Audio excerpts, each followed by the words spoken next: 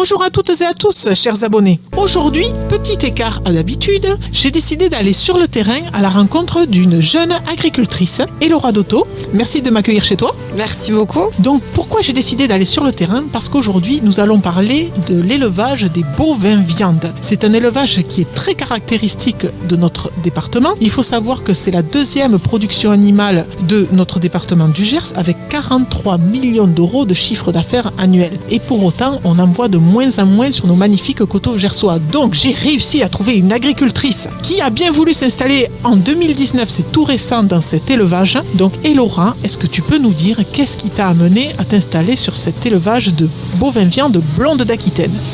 Donc mon parcours d'installation a été très simple entre guillemets. Donc j'ai rencontré mon compagnon au lycée agricole. Donc il y a déjà un petit moment que nous sommes sortis du lycée. De là, donc l'exploitation agricole n'étant pas assez grande et viable pour deux personnes, puisqu'il était déjà en GAEC, je n'ai pas fait le choix de m'installer de suite. Donc je suis partie travailler ailleurs, ce qui n'est pas un mal pour se former à autre chose que l'agriculture. Et du coup, l'opportunité s'est montrée à nous d'acheter une autre exploitation agricole ensuite, donc en 2019. Donc là, du coup, avec cet agrandissement, j'ai pu donc m'installer. Le choix des bovins viande s'est imposé à moi puisque les bovins étaient déjà sur l'exploitation de mon conjoint. Donc voilà, ça s'est imposé à moi. Après, j'ai toujours aimé les animaux. C'est différent quand on les aime et quand on les élève. Même si on les aime quand on les élève, le rapport n'est pas du tout le même. Le métier d'éleveur est un métier de passion, un métier de patience et surtout un métier éprouvant. On vous dira souvent, maintenant les agriculteurs ils font plus grand chose, tout est automatisé. C'est pas vrai, il y a beaucoup de choses qui sont automatisées. On se rend la vie plus facile, c'est vrai, mais il y a quand même beaucoup de physique, beaucoup de surveillance. Voilà, Est-ce que tu peux citer des exemples pour nos auditeurs qui comprennent bien ce que tu vis au quotidien? Ce que je vis au quotidien, je vais vous faire une journée type d'un éleveur. Donc le matin, quand on n'a pas de vaches à lait, donc les vaches à viande, c'est quand même beaucoup moins de contraintes que des vaches à lait, puisqu'on n'a pas la traite matin et soir. Donc les vaches à viande, c'est beaucoup de surveillance. Donc une journée type, c'est on se lève, peu importe l'heure, puisque maintenant les agriculteurs ils se lèvent pas tous à 5h du matin. Voilà, on n'est plus à l'ancienne école. On se lève, on va voir nos bêtes. Tous les matins, on nourrit, on regarde. Pendant la saison de vélage, on observe toute la journée ce qui se passe. Voilà, mais c'est surtout beaucoup de surveillance et le nourrissage dure entre 1 et 2 heures en fonction des matins et en fonction de ce qu'on donne et des saisons. À cela se rajoutent du coup les travaux annuels qui sont pour préparer l'alimentation du troupeau toute l'année. Exactement, donc nous sur notre exploitation on est complètement en auto-alimentation, donc c'est-à-dire qu'on produit absolument tout ce que nos vaches mangent. Il n'y a aucun intrant extérieur. Donc oui, toute l'année, on prépare l'été le foin, la paille, un peu plus tôt l'enrubané au printemps, les céréales après les moissons pour fabriquer l'aliment sec. Oui, donc toute l'année, on travaille pour pouvoir nourrir nos vaches correctement et pour pouvoir essayer de sortir et au final, j'espère qu'on y arrive bien, d'un produit fini de qualité que les gens apprécient. Et donc Elora, je vais te poser une question qui paraît simple, mais tu es une femme. Et tu élèves des bovins. Ce sont quand même des gros animaux, compliqués à manipuler. Tu conduis donc des tracteurs toute la journée. Voilà. Alors, est-ce que tu as rencontré des difficultés par rapport à un homme? Alors, des difficultés sur l'élevage bovin, pour une femme, oui, c'est quand on fait de la contention. On n'a pas forcément la même force physique que les hommes. Après, maintenant, on est quand même beaucoup aidés.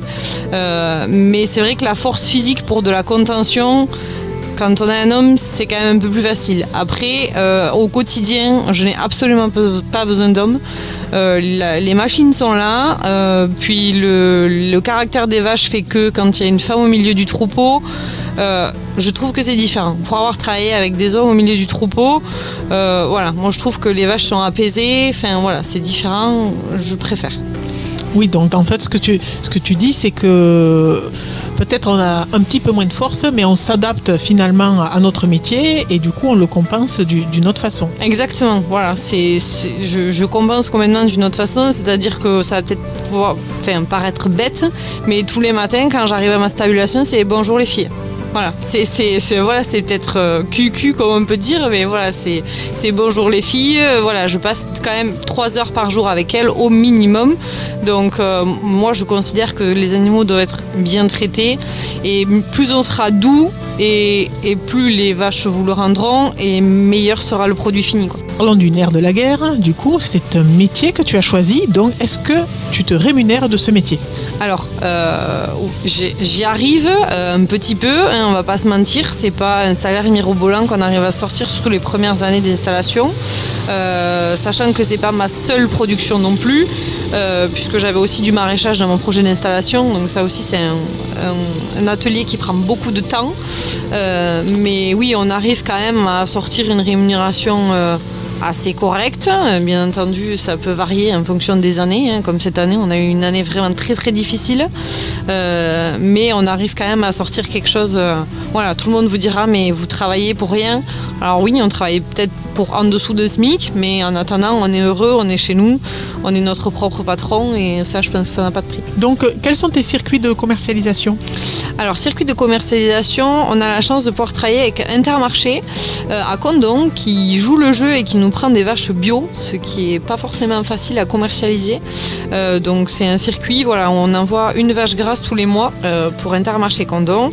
Et ensuite, pour les broutards, malheureusement, on n'a pas de commercialisation en bio. Donc là, ça part directement chez le maquignon, voilà, au prix du conventionnel.